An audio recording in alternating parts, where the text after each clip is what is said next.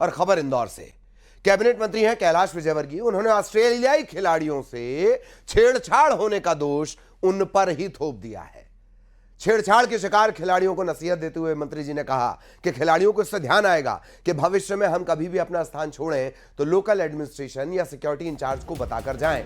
यही नहीं, कैलाश विजयवर्गीय ने किस्सा बताते हुए कहा कि मैंने इंग्लैंड के फुटबॉल खिलाड़ी के कपड़े फटते हुए देखे हैं।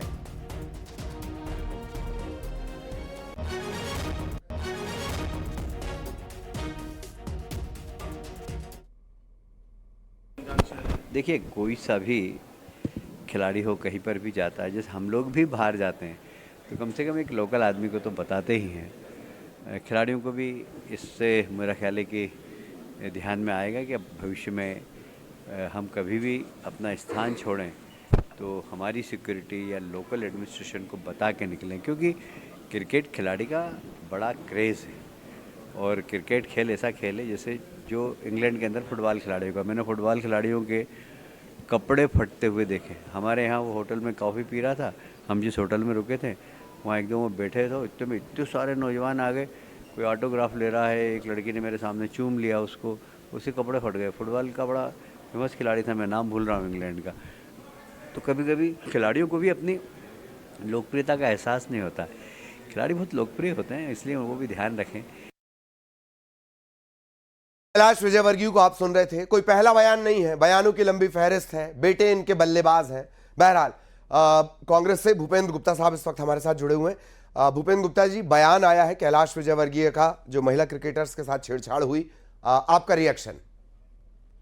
नहीं, बहुत ही दुर्भाग्यपूर्ण बयान है। केवल बयान देने के लिए कुछ भी बोलना मतलब ये उचित बात नहीं है। सरकार की जिम्मेवारी होती है, कोई भी गेस्ट आता है प्रदेश के अंदर, विदेशी आता है तो उसको जो है सुरक्षा देना हमारी जिम्मेवारी है। और दिन के 11 बजे अगर किसी के साथ छेड़छाड़ हो रही है तो ये तो बहुत ही दुर्भाग्यपूर्ण बात है ना। कोई रात बिरात थोड़ी के साथ अब निकलना चाहिए, तब निकलना चाहिए। ये तो बहुत ही वैसी बात है। और विजयवर्गीय जी एक रिस्पॉन्सिबल मिनिस्टर हैं, तो उन्हें कोई भी बयान देने के पहले जो है ध्यान देना चाहिए कि उनका बयान जो है विदेशों में भी भारत की छवि पे असर डाल सकता है। तो ये बात उनको ध्यान देना चाहिए। जी, एक तरह से ये भी कहा जा रहा है कि और राजपाल सिसोदिया साहब भी हमारे साथ जुड़े हुए हैं। भूपेंद्र जी, आऊंगा मैं आपके पास। राजपाल सिसोदिया साहब, बयान आया है, कैलाश विजयवर्गीय कह रहे हैं खिलाड़ियों को लेकर, जो उन्होंने कहा है कि उन्हें ध्यान रखना चाहिए। अगर सब खिलाड़ियों को ही ध्यान रखना है तो फिर जरूरत क्या है किसी चीज की? कानून व्यवस्था ही खत्म कर देते हैं, खिलाड़ियों को ही बोला जाए कि ध्यान रखकर आए। जी नहीं, यहाँ पर देखिए, ये घटना जो हुई है ये बहुत शर्मनाक है और इस घटना के ऊपर राजनीति नहीं करते हुए हम सीधे सीधे अगर ये बात करें कि भाई ये घटना होने के कारण क्या है, हाँ, तो उसमें अगर हम जाते हैं तो प्राथमिक दृष्टिया कहीं न कहीं अलग अलग सिसोदिया साहब, मैं आपने दुर्भाग्यपूर्ण शब्द का इस्तेमाल किया। क्या ज्यादा दुर्भाग्यपूर्ण है कि वो जो घटना हुई या उसके बाद एक जिम्मेदार और काबीना मंत्री ये कह रहा है कि भाई खिलाड़ियों को ध्यान रखना चाहिए? ज्यादा दुर्भाग्यपूर्ण क्या है? देखिए, इसमें विषय ये आ रहा है, इस पे जांच भी हो रही है इस पॉइंट के ऊपर कि होटल से तमाम तरह के खिलाड़ियों को प्रोटोकॉल होते हैं और होटल से 2 किलोमीटर दूर उनका पहुंचना, वो प्रोटोकॉल में कहाँ चूक हुई है, उस दिशा में भी सरकार और विभिन्न जांच एजेंसियां काम कर रही है। निश्चित तौर पर खिलाड़ी जो कि विदेश से आए थे, उन खिलाड़ियों का एक बड़ा प्रोटोकॉल था और उस प्रोटोकॉल के तहत उनका कहाँ जाना, कहाँ आना, किस सुरक्षा में रहना, ये सब भी तय हुआ था। विशुद्ध रूप से तो कल से ही बातें कही जा रही हैं। भूपेंद्र जी, जवाब प्लीज सुनते हैं। सिसोदिया जी, भूपेंद्र जी को सुन लेते हैं प्लीज। जी, कोई भी जो है विदेश से व्यक्ति आता है वो सूचना पर ही आता है। हमारी सरकार को सूचना रहती है कि वो कहाँ पर रहेंगे, कहाँ पर जाते हैं, उनको सुरक्षा देना ये हमारी जिम्मेवारी है। और ये घटना कोई रात बिरात की नहीं है कि अंधेरे में किसी ने मिसबिहेव कर दिया। दिन दहाड़े अगर इस तरह की बातें होती हैं तो इसका मतलब है कि हम कानून व्यवस्था की स्थिति को संभालने में असमर्थ हैं। इस बात का ध्यान तो जो है सरकार कभी अपनी जिम्मेवारी भी तो समझे।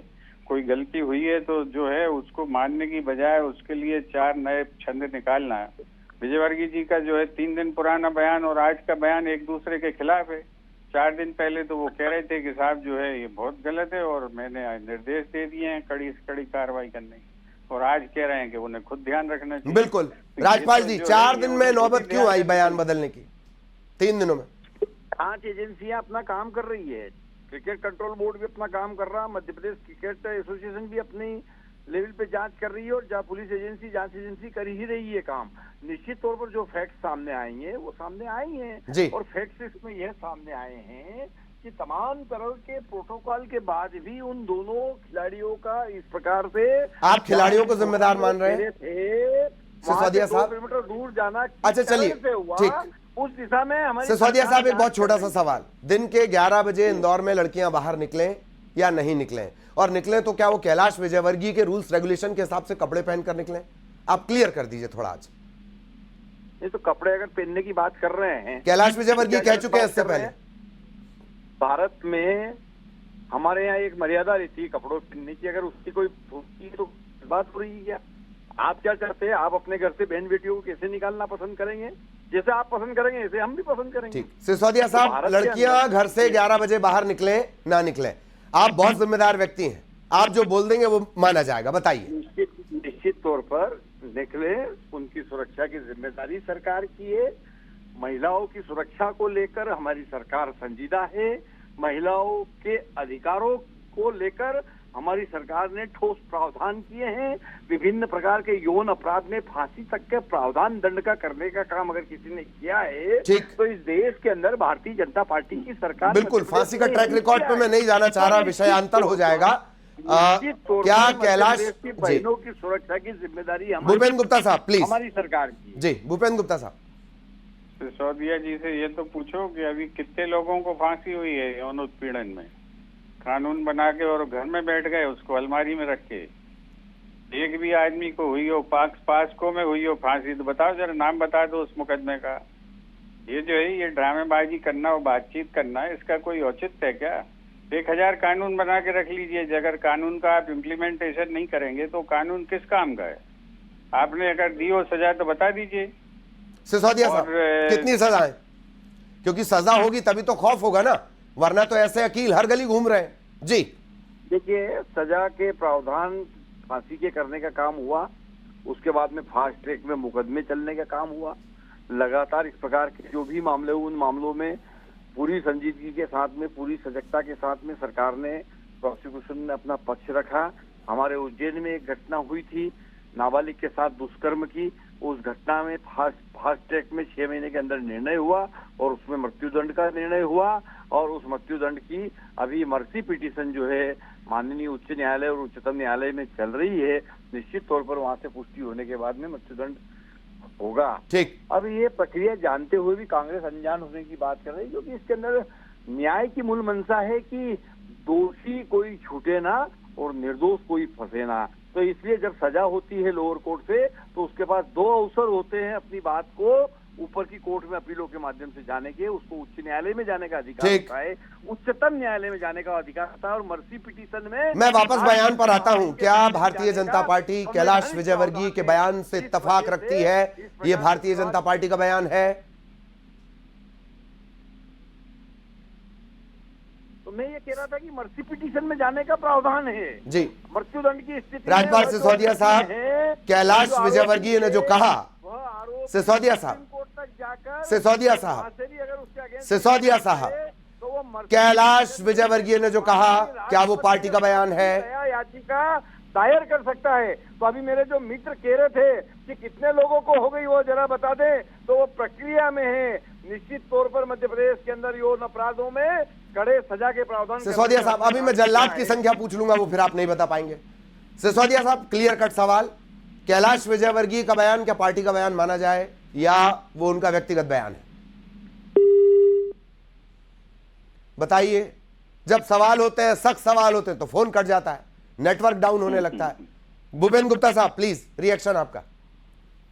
नहीं, ये तो बहुत ही दुर्भाग्यपूर्ण है। ये जो है ये इनको जब ये बयान दे रहे थे इनके मुख्यमंत्री जी कि 6 दिन में जो है फांसी पे चढ़ा देंगे, तब इन्हें नहीं मालूम था कि प्रक्रिया कैसी होती है। और जो है तब जो है इसमें ये भी होता है, तब कांग्रेस को अकल दे रहे थे कि ये हम हैं, हम भाजपा वाले फांसी पे चढ़ा देंगे 6 दिन में। अब प्रक्रिया बताने लग गए। तो ये जब फेंकते हो और जो है मध्य प्रदेश की जनता को भ्रम फैलाने की कोशिश करते हो, तब पता नहीं रहता कि प्रक्रिया क्या है। ठीक, ये जो है केवल झूठ फरेब का काम करना। और आप बताएं कितना दुर्भाग्यजनक, ये जो संदेश है ये विदेशों तक जाता है। अगर ये बयान जो है अंग्रेजी ठीक। अखबारों में विदेशों में छपेगा जी। तो भारत की थूथू होगी कि ये खिलाड़ियों को भी जो है सुरक्षा नहीं दे सकते। बिल्कुल बिल्कुल, बहुत बहुत धन्यवाद भूपेंद्र गुप्ता साहब हमारे साथ जुड़ने के लिए। सिसोदिया साहब, अगर टीवी सेट ऑन हो, फोन तो आपका चला गया नेटवर्क, आपका भी बहुत धन्यवाद। मिथिलेश हमारे साथ जुड़े हुए हैं। मिथिलेश, यूं ही मिनी मुंबई नहीं कहलाता है, यूं ही मिनी मुंबई नहीं है वो। विकास के मामले में, सफाई के मामले में, डेवलपमेंट के मामले में क्या महसूस कर रहा है वो, क्या महसूस कर रही है इंदौर की बच्चियां, बेटियां, महिलाएं? मिथिलेश, इस वक्त ललित इंदौर के जो लोग हैं शर्मिंदगी महसूस कर रहे हैं। जब भी उनसे बातचीत कर रहे हैं सिर्फ एक ही चीज़ है कि हम माफ़ी मांगते हैं। इंदौर के लोग शर्मिंदा है, इंदौर शर्मसार हुआ है, इंदौर के लोग माफ़ी मांगते हुए नजर आ रहे हैं। और सबसे बड़ी बात है ललित, ये दिन के 11 बजे की घटना है, सुबह 11 बजे की घटना है, रात के 11 बजे की घटना नहीं है। और जहां पर ये छेड़छाड़ हुई है, जहां पर ये घटना हुई है, इंदौर के सबसे व्यस्तम इलाकों में से एक है। इंदौर का बिल्कुल पॉश इलाका माना जाता है। विजयनगर, रेडिसन होटल, ये सब यहाँ के पॉश इलाके में है। पॉश इलाके में कोई ऐसा नहीं कि कोई छोटी मोटी या कोई कंजर बस्ती जिसको हम कहते हैं, जहां पर अपराधी या इस टाइप की जो ज्यादा लोग रहते हैं, ये उधर का कोई ऐसा इलाका या एरिया नहीं है। देखिए कुछ लोग यहाँ पे मौजूद हैं, एक सीधा सा रिएक्शन उनसे लेते हैं। आप बहुत देर से यहाँ पे खड़ी हैं, लेकिन हम और लगातार हम भी सोच रहे थे किसी से पूछेंगे, इंदौरी से किसी से सवाल पूछेंगे। मंत्री कैलाश विजयवर्गीय कह रहे हैं कि ये सबक लेने वाली बात है, खुद भी सबक लें, महिला खिलाड़ियों को भी सबक लेने की बात कर रहे हैं। लेकिन उनका कहना है कि कहीं ना कहीं से गलती उनकी, क्योंकि शायद प्रोटोकॉल को बता देती, ठीक रहा, सीधा उन पर ही फोड़ दिया। जी जी बिल्कुल, कैलाश जी जो कह रहे हैं इसका मतलब हम बोलते हैं अतिथि देवो भव, इसका मतलब वो सब गलत है। आज बाहर के खिलाड़ी हमारे यहाँ हैं तो ये हमारी जिम्मेदारी है कि वो हमारे यहाँ से खुश होके जाए, ना कि वो आज आप बोलते हो इंदौर स्वच्छ है, पूरे देश में आप इंदौर को अव्वल बताते हो, पूरे विदेशों में भी इंदौर की तारीफ होती है। मतलब आपने ये शर्मनाक बयान देकर और ये साबित कर दिया कि इंदौर के यहाँ जो हुआ वो सही हुआ, खिलाड़ी गलत है। मतलब इसका मतलब तो ये, आज हम अगर बाहर निकल रहे अकेले तो हमको बॉडीगार्ड की जरूरत है। आपकी कैलाश जी से मैं पूछना चाहती हूँ कि अगर उनकी बहू बेटियां बाहर निकलती है तो क्या बॉडीगार्ड लेकर निकलती हैं, या फिर अगर उनके साथ कल कुछ भी होता है तो उसकी जिम्मेदार वो स्वयं है?